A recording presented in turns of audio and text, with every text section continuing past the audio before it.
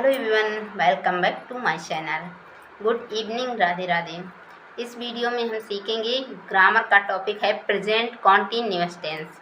तो हम present continuous का क्या मतलब होता है ये हम पहले शॉर्ट में समझ लेते हैं। प्रेजेंट का मतलब होता है वर्तमान और कॉन्टिन्यूअस का मतलब होता है जारी, किसी काम का जारी रहना। जैसे हम कहते हैं ना, वह लगातार किसी काम को कर रहा है, कॉन्टिन्यू किसी काम को कर रहा है, उसे ही कॉन्टिन्यूअस कहते हैं। और नेक्स्ट है टेंस।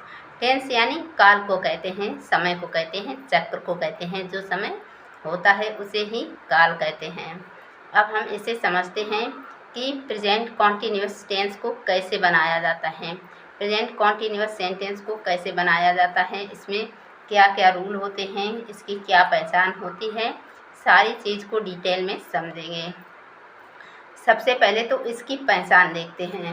जैसे किसी भी हिंदी में सेंटेंस हो, कोई भी हिंदी में वाक्य हो, उसके अंत में रहा है, रही है, रहे हैं आदि शब्द पाए जाते हैं, तो वह प्रेजेंट कॉन्टिन्यूअस टेंस के सेंटेंस होते हैं।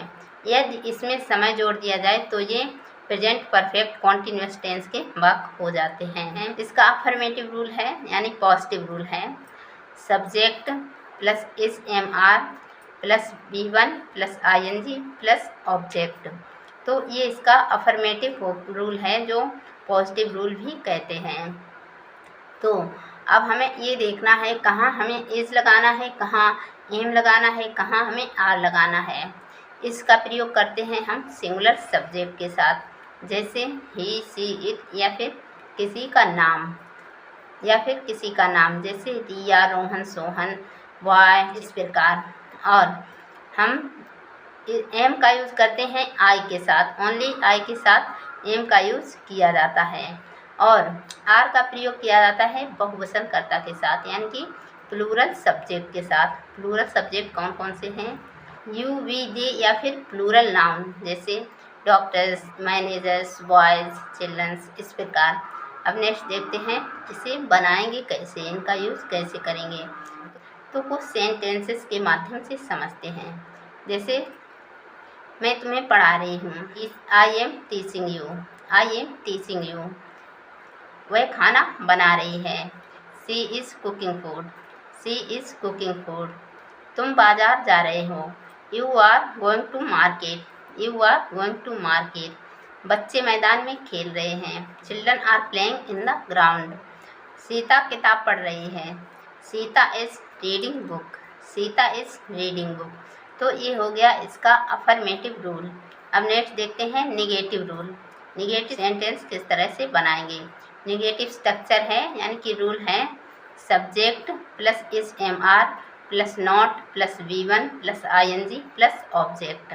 अब इसे किस तरह से बनाएंगे।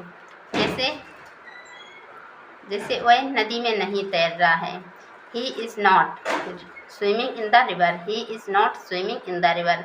वह नाश्ता नहीं कर रहा है, he is not eating breakfast, he is not eating breakfast. वह खाना नहीं बना रही है, she is not cooking food, she is not cooking food.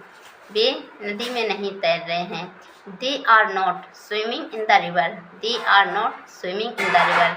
बच्चे मैदान में नहीं खेल रहे हैं, बच्चे मैदान में नहीं खेल रहे हैं। Children are not playing in the ground.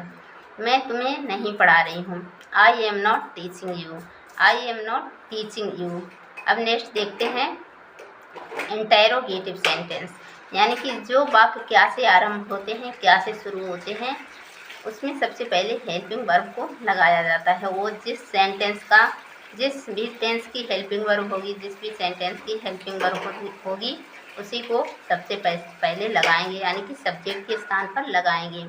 इसमें हेल्पिंग वर्ब है जैसे इज़ एम आर, तो हम सबसे पहले इज़ एम आर को ही लगाएंगे, इनमें से किसी भी एक को लगाएंगे। तो आइए पहले इसका स्ट्रक्चर समझते हैं।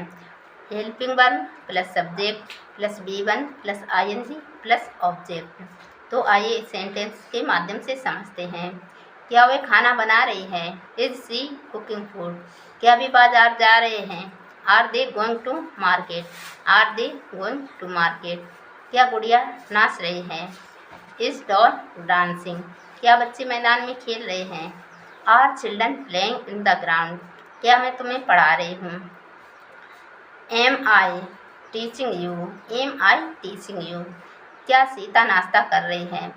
Is Sita eating breakfast, is Sita eating breakfast. Thanks for watching this video. यदि आपको समझ में आया हो, वीडियो अच्छा लगा हो, तो प्लीज़ लाइक एंड सब्सक्राइब अवश्य करें। थैंक